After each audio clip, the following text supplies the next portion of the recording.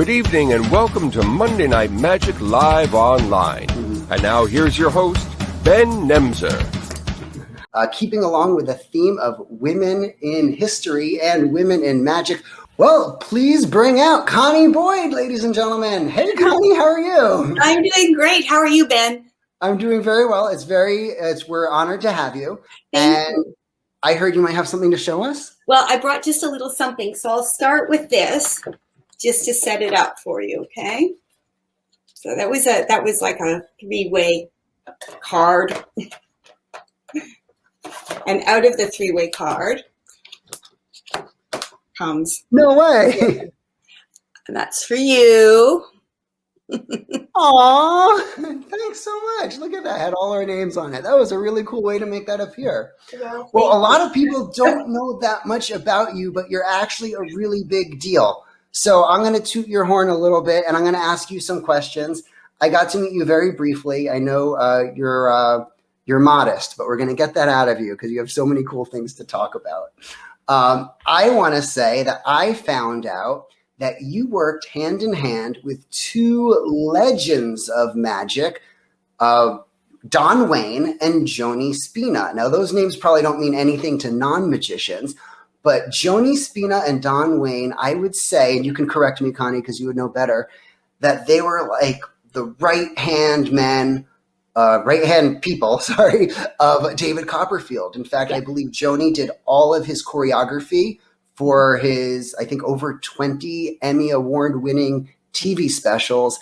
And Don Wayne, if I'm not mistaken, is the brains behind the vanishing of the Statue of Liberty. Yes. At least that's what I know him for, right? Yes. But how did you meet them? What was your relationship with them? And did you get to meet David Copperfield? Oh, yeah. I was very fortunate. I didn't grow up wanting to be a magician. I wanted to be a classic ballerina. And I had an injury, and through a very long story, I ended up in Las Vegas, and I was working in a show called Splash, and I was assisting a juggler. And there was a magician in the show called Barclay Shaw, and he did a phenomenal levitation very close to the audience, and the woman floated inside a glass box, a plexiglass box. And he saw me watching, and that became the catalyst of me becoming a magician. And that three-way card that I just did, he actually created one for me, and not the one I made yesterday for you for this TV show, but he actually created one for me, and it produced a duck, which was a little more impressive than a picture frame. So over the course of my career, I was very fortunate. There was another famous magician, Lance Burton, and he was putting together his own magic show and preparing to move from the Folies Bergère to the Hacienda Hotel. And at that point, I debuted my magic show, and my first performance was at the Riviera Hotel in Magic. And I actually improved, and I was what they call in show business a swing act. And a swing act means when Lance would leave, I would fill in for Lance. And then eventually I gained that position when Lance went to the Hacienda Hotel. So it was a wonderful position, and it allowed me to perform 12 shows a week. And I really, that's when I really started getting stronger as a magician, because doing repetitious shows, you get your foundation, and it was an excellent experience. During that time, I was working with Don Wayne. I started with Don Wayne, like my first year of performing magic. I had a series of disastrous magic choices. And so I asked who the best person to solve the problem was. I knew from ballet, I went to the National Ballet of Canada, and we had fabulous teachers. So I thought if I found a fabulous magic teacher, I would have a pretty good chance to survive in show business. And so they suggested Don Wayne, and that began a lifetime of working with him. And he was a mentor, and he brought Joni Spina to see my show. And they were coming often because they were on tour with David Copperfield.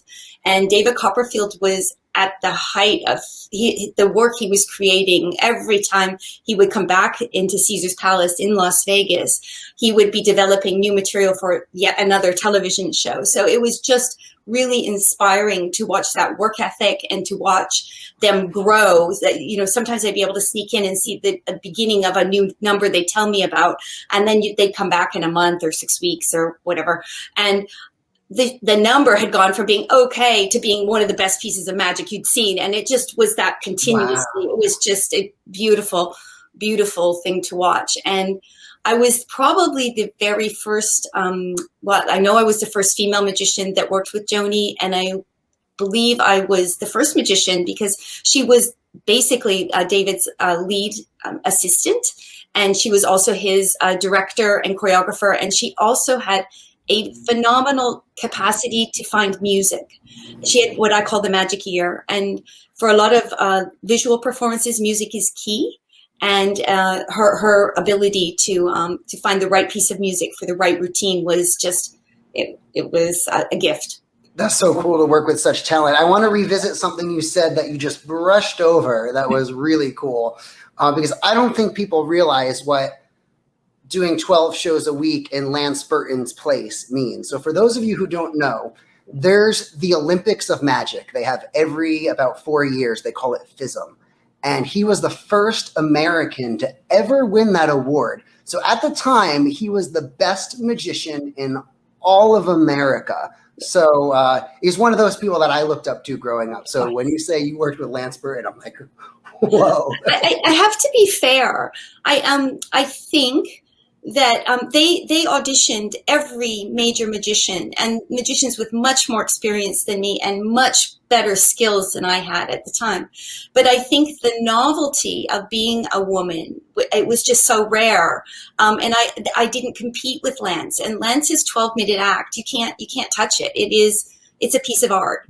And I think in that case, being a woman was a benefit, because I think all the other male magicians that were, as I said, very worthy, I think that they were compared to Lance, and that was he is brilliant. So yeah. Right. Well, let me ask you, that's a perfect transition. Can you tell us a little bit more about Magical Women with Connie Boyd, why you made it, and what we could expect if we tune in to watch it on YouTube? I've been performing magic for over 30 years now, and I segued from being a performer on stage to producing magic shows that feature women magicians. I kind of have a niche market for female magicians. So before COVID, we had 3 shows out starring 4 different female magicians that rotated and performed various different illusions, and most of them are grand illusion production shows with a nice sprinkling of stage magic. And after COVID, everything came to a freezing halt. And I recognized that there wasn't a place in the world that women could go, young magicians, old magicians, somebody interested in magicians, that actually covered women in magic.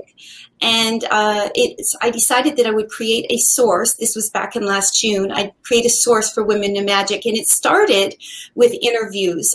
So I did like a docuseries with an interview that would be from 10 to 12 minutes, and then a sequel. And then and that evolved into this giant project with, there are more women performing in the world today than ever I've seen in my lifetime, and quality performers. It's a beautiful time for women in magic. And I think also because of social media, there's more exposure. Perhaps we know a little bit more about magicians than we would have in the past.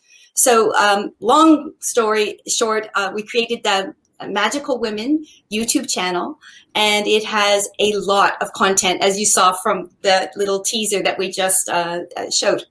And it's been a godsend. It's been wonderful because I've been able to give back to the magic community, which has been very, very good to me.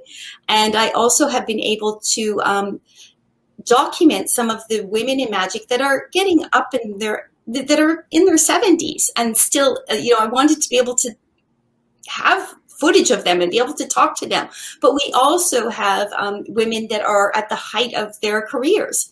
And then we have some younger talent that are just up and coming. So it's just a sort of everybody that you could possibly think of in magic, whether it's from a historical point of view or a current point of view. And we are just open to everybody. And we've had wow men. It's not just women. So we've had some fabulous wow men. We've had Franz Harari, Jeff McBride, Ed Alonzo, Kevin James, Hans Klock, Rudy Colby. They've all done cameo things and talks for us. So it's been great.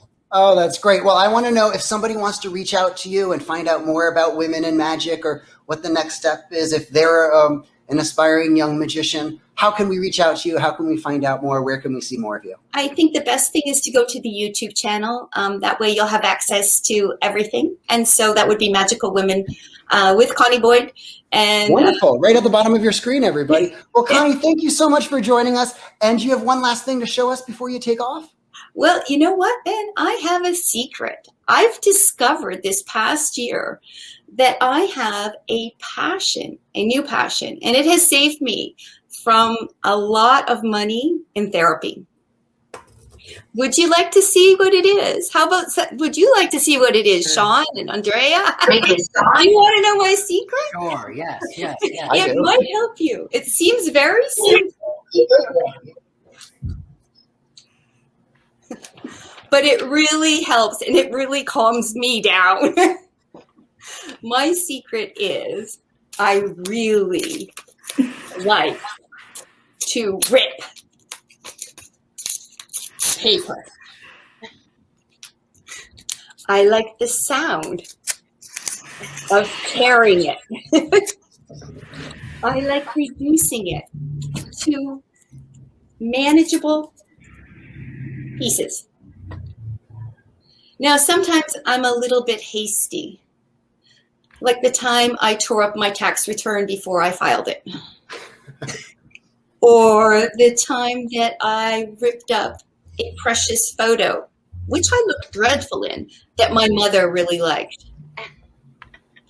And maybe tonight, it might be a little bit unlucky to have torn this up before the show is finished.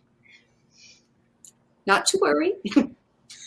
I have a trick or two up my sleeve. And I have a scarf, silk scarf, around my neck. So, with a little bit of luck, the paper will be restored. Oh, wow. And Crazy. the show then will go on. the show must go on. Wow. Ladies and gentlemen, it's Connie Boyd.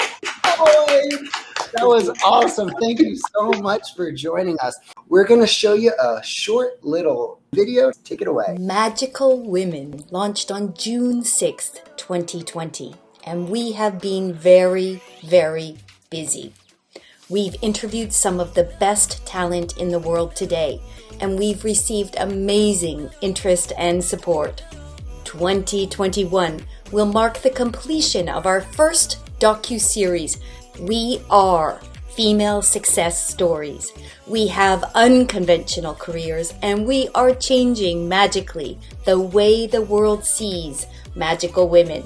Vanish, the international magic magazine, now features monthly magical women articles. Plus, we launched a new series, Blast from the Past, with fabulous vintage video performances. Now, to keep you up to date and current, we've also launched Magical Women in the News. Magical women are making history.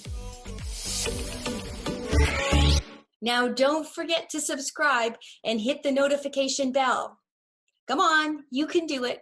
We need subscribers to obtain more privileges with YouTube. So please, please hit that notifications bell.